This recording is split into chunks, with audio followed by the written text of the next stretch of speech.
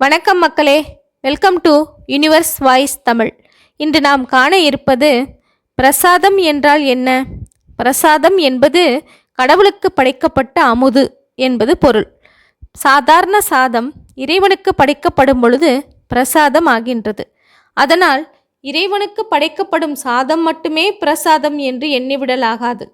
பூஜைக்கு பின்னர் திருக்கோயிலில் தரப்படுகின்ற இறைவனுடைய திருவருள் பதிய பெற்ற திருநீரு, தீர்த்தம், சந்தனம், குங்குமம், பூ, பழம் முதலிய அனைத்தும் பிரசாதமே. இரு கரங்களையும் நீட்டி பயபக்தியுடன் இவற்றை நாம் பெற்றுக்கொள்ள வேண்டும். மேலும் கோவிலில் தரப்படுகின்ற அன்னதானம் யாரோ எவரோ எதற்காக தருகின்றார்களோ என்று தயக்கம் கொள்ள வேண்டியதில்லை.